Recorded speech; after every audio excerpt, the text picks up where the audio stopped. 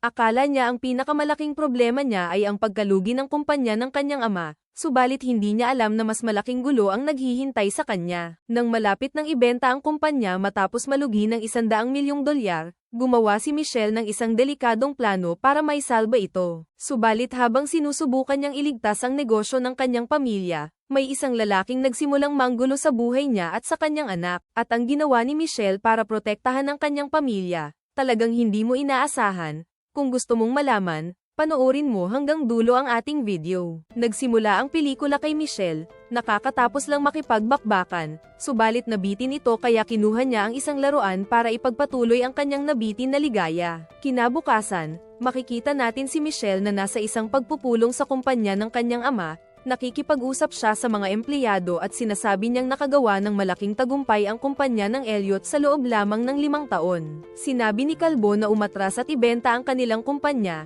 subalit tumanggi si Michelle at sinabi niyang mayroon siyang solusyon. Hindi niya ibebenta ang kumpanya at ililigtas niya ito. Subalit sinabi ni Calvo na kung hindi nila kayang talunin ang mga ito, mas mabuting sumali na lamang sa kanila. Sumang-ayon ang ama ni Michelle sa sinabi ni Calvo, at sinabi niyang alamin nito kung magkano ang ibibigay nilang pera para sa kumpanya. Nang matapos ang kanilang pagpupulong, nakipag-usap si Michelle sa kanyang ama at sinabi niyang kaya niyang iligtas ang kumpanya. Sinabi naman ng kanyang ama na dumarating ang mga suhol bago tuluyang bumagsak at malugi ang isang kumpanya. Pagkatapos ay sinabi niyang nagtitiwala siya sa kanyang anak. Umuwi si Michelle at uminom ng isang baso ng whiskey. Kasabay nito, umuwi rin ang kanyang anak na si Dara, at tinanong ni Michelle kung ano ang nangyari sa kanyang training sa basketball. Sinabi ni Dara na may reklamo siya tungkol sa coach at hindi daw ito magaling. Gusto rin sana niyang uminom ng whiskey kasama si Michelle, pero tumanggi ito dahil bata pa siya. Pumunta si Dara sa refrigerator para kumuha ng maiinom at tinanong ang kanyang ina kung naghanda ba ito ng pagkain. Sinabi ni Michelle na wala siyang ginawang hapunan, kaya umalis silang dalawa para kumain sa labas. Habang kumakain ang mag-ina, tinanong ni Michelle si Dara kung anong paaralan ang napili niya dahil gusto niyang magdiwang. Sinabi ng dalaga na maglalaro siya ng basketball ng 6 na araw kaya wala na siyang oras para magdiwang. Sinabi ni Michelle na gumugol siya ng 1 linggo sa paghahanap ng paaralan, at gusto niyang kumuha rin ng dalaga ng kaunting oras para sa sarili. Sinabi ni Dara sa kanyang ina na ang ama ng kanyang kaibigan na si Jessica ay palaging abala. Pagkatapos ay patuloy silang kumakain at nag-uusap, subalit napansin ni Michelle na may isang lalaki na buong oras silang minamasdan. Nang magbabayad na si Michelle sa kanilang kinain, nakalimutan niya ang kanyang card kaya hindi niya mabayaran ang bill. Lumabas silang dalawa ng restaurant at sinabi ni Michelle sa may-ari na naiwan niya ang kanyang card. Pinauwi niya ang kanyang anak para kunin ito at bumalik upang bayaran ang kanilang bill. Pagdating ni Michelle sa restaurant, binayaran niya ang bill at nagpasalamat ang may-ari dahil hindi siya nanloko. Maya-maya ay nakita niya si Ryan. Inalok siya nitong uminom ng 1 baso ng whiskey at manigarilyo kasama niya. Umupo ang dalawa sa isang mesa sa restaurant. Tinanong ni Ryan kung ano ang trabaho niya. Sinabi ni Michelle na nagtatrabaho siya sa isang opisina. Pagkatapos ay tinanong niya ang lalaki kung ano ang trabaho nito. Sinabi lang nito na marami siyang ginagawa. Maya-maya, biglang nilandi ni Ryan ang mahilig na babae. Subalit biglang natigilan si Michelle at nagpaalam kay Ryan. Pinigilan siya ng lalaki at binigay ang kanyang numero ng telepono. Pagdating sa bahay, itinapon ni Michelle ang numero sa basurahan. Kinabukasan, habang naghahanda si Michelle para pumasok sa kumpanya, naalala niya ang itinapon niyang numero, kaya kinuha niya ito at umalis. Nang nasa kumpanya na siya, sinabi sa mga empleyado na dati nang nalugi ang kumpanya ng $64 na milyong.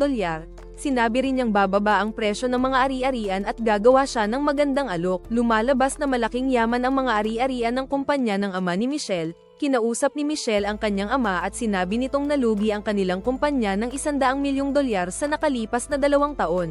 Sinabi ng kanyang ama na bumoto ang lahat sa kumpanya para ibenta ito, subalit hindi siya sumang-ayon dahil naniniwala siyang maling mga pamumuhunan ang naging dahilan ng kanilang pagkalugi. Ipinaliwanag ni Michelle na kung magsasama ang kumpanya ng Mulan at ang kanilang kumpanya, maililigtas nila ang kanilang negosyo at hindi nila kailangang magsara. Kinagabihan, umuwi si Michelle sa kanilang bahay, at sinubukan niyang tawagan ang numero ni Ryan, subalit biglang may nag-doorbell sa kanilang pinto. Binuksan ni Michelle ang pinto at nakita si George, na may dalang hapunan. Sinabi nitong nalaman niya mula sa kanyang assistant na pagod siya sa trabaho, at hindi na siya makapagluto kaya nagdala siya ng manok at gulay. Pumasok ang lalaki sa bahay ni Michelle at sabay silang kumain. Tinanong niya kung nakapili na ba ng paaralan ang kanyang anak. Sinabi ni Michelle na hindi pa. Binigyan siya ni George ng isang libro at sinabi nitong gusto niya siyang pakasalan, at binigyan din siya nito ng singsing bilang regalo, subalit tumanggi si Michelle sa alok ng lalaki. Sinabi ni Michelle na nalulugi ang kanyang kumpanya, papasok na sa kolehiyo ang kanyang anak, at marami siyang iniisip.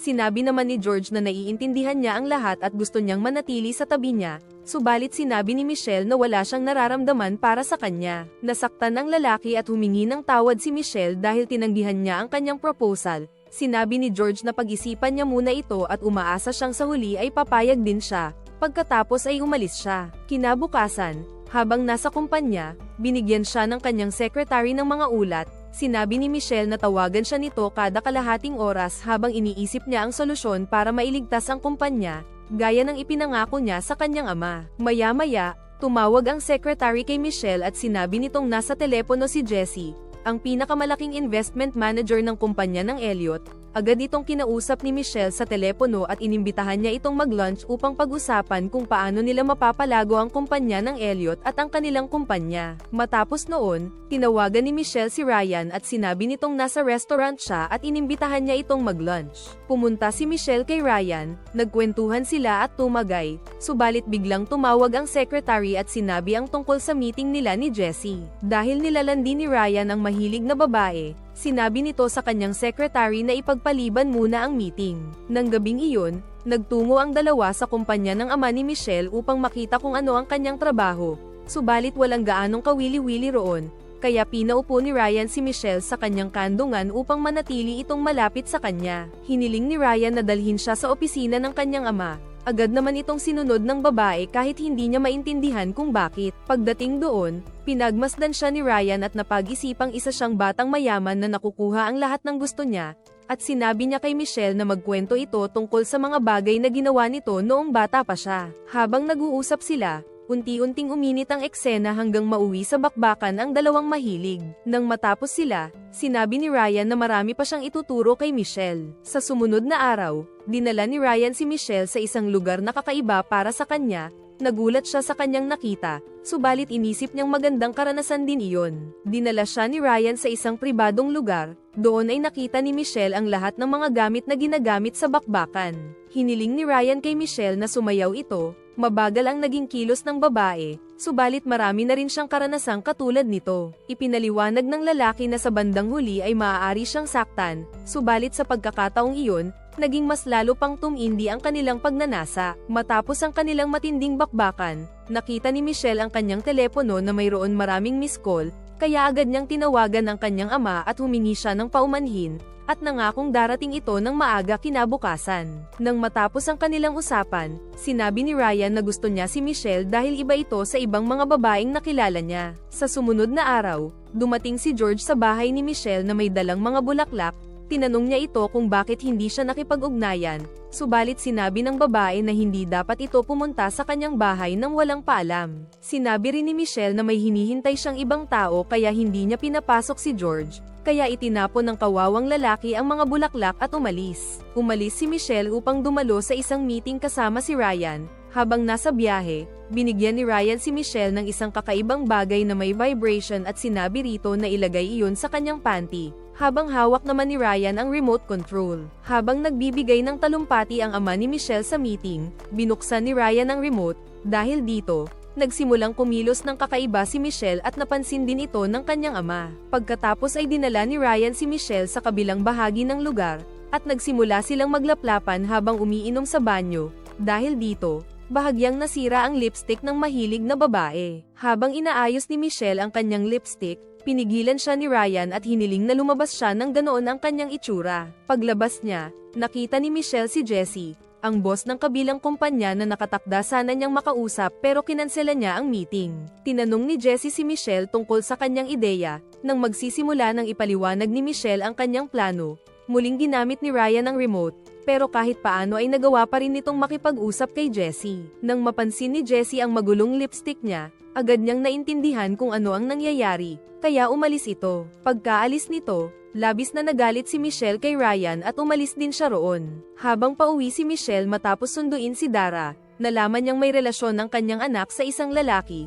Labis na nagalit si Michelle dahil naniniwala siyang napakabata pa ni Dara para sa mga ganitong bagay. Nang mapansin ni Dara ang magulong lipstick ng kanyang ina, naunawaan niya ang nangyari sa party, at tinanong niya ang kanyang ina tungkol dito, subalit hindi ito masagot ni Michelle. Kinabukasan, galit na galit ang kanyang ama dahil sa ginawa niya sa investor party. Ipinaalam din ng ama ni Michelle na si Ryan ay isang drug dealer, at ilang beses nang nakulong dahil sa pagnanakaw ng mga sasakyan. Dahil sawa na sa lahat ng ito, nagdesisyon ang kanyang ama na ibenta ang kumpanya, subalit tumanggi si Michelle na ibenta ito at nagsimulang sabihin sa kanyang ama ang tungkol sa kanyang ideya. Kahit hindi pa kumpleto ang kanyang paghahanda, binigyan pa rin siya ng kanyang ama ng isa pang pagkakataon. Nagtatrabaho si Michelle sa buong araw para sa kanyang ideya, at sa gabi naman ay nakikipagkita siya kay Ryan sa kanyang bahay. Biglang tinanong ni Michelle si Ryan tungkol sa kanyang nakaraan, subalit hindi ito sumagot at sa halip ay pinapunta siya sa labas. Kinabukasan, pumunta si Michelle upang makipagkita kay Ryan sa parehong club kung saan siya minsang dinala nito. Doon ay nakilala niya ang dating girlfriend ni Ryan, na nagbabala sa kanya tungkol dito. Sinabi nito kay Michelle na hindi mabuting lalaki si Ryan at maaari nitong sirain ang kanyang buhay. Pagkatapos marinig iyon, umuwi si Michelle at nagulat ito nang makita niyang sinisibak ni Ryan ang kanyang anak dahil siya rin pala ang jowa nito. Labis ang galit ni Michelle, at sinigawan niya si Ryan at pinalayas ito sa kanyang bahay, habang labis naman ang takot ni Dara pagkatapos ng insidente kaya pinakalma siya ng kanyang ina. Kinabukasan, kailangan sanang ipaliwanag ni Michelle ang kanyang ideya sa lahat ng tao sa opisina, subalit hindi pa rin kumpleto ang kanyang paghahanda. Dahil dito, wala siyang naipaliwanag ng maayos sa lahat at sinabi ng kanyang ama na mag-ayos na siya ng meeting para ibenta ang kumpanya. Nang marinig iyon, naging bastos si Michelle sa kanyang ama sa harap ng lahat. Dahil dito, pinaalis siya ng kanyang ama sa trabaho ng ilang araw. Labis na nalungkot at nagalit si Michelle dahil dito. Habang nasa kumpanya, nakatanggap siya ng mensahe mula kay Ryan. Dahil dito, galit na pumunta si Michelle sa bahay ni Ryan. Nang magkaroon sila ng komprontasyon, nagawa ni Michelle na matamaan si Ryan at nawalan ito ng malay. Pagkatapos ay itinali niya si Ryan sa isang lugar at sinimulang gamitin ang mga gamit nito para takutin at pahirapan siya. Sinabi ni Michelle kay Ryan na kung hindi nito lulubayan ang kanyang anak, hindi rin niya ito titigilan. Sa pagkakataong ito, naunawaan ni Ryan na maling babae ang kanyang ginulo, kaya humingi siya ng tawad kay Michelle. Matapos ang insidenteng iyon, naging mas kumpiyansa si Michelle at nagsimulang seryosong magtrabaho sa kanyang ideya. Kinabukasan, ipinakita niya ang kanyang ideya sa kumpanya at labis itong nagustuhan ng lahat. Bilang bahagi ng pakikipagsosyo, nakipagkita rin si Michelle kay Jessie at ipinaliwanag dito ang kanyang ideya, hanggang sa mahikayat niya itong mamuhunan. Sinabi ni Jessie na pupunta siya sa opisina ni Michelle kinabukasan upang pirmahan ang kasunduan. Kinabukasan, hinihintay ng lahat ang pagdating ni Jessie. May mga ilang tao na nag-isip na baka hindi ito dumating, subalit kalaunan ay dumating si Jessie at pinirmahan ang kasunduan. Pagkatapos nito, habang umiinom si Michelle kasama ang kanyang secretary, dumating si Jessie. Dito natin nalaman kung paano napaniwala ni Michelle si Jessie na mamuhunan sa kumpanya, dahil nilandi niya pala ito. Dito na po nagtatapos ang ating magandang pelikula. Kung nabitin ka sa ating video, mag-subscribe ka na sa aking channel para updated ka sa mga susunod ko pang mga magagandang video na parating. Paki-like and share na rin ang ating video para dumami pa tayo. Ilalagay ko na lang sa pin comment ang title ng ating video. Hanggang sa muli. Paalam.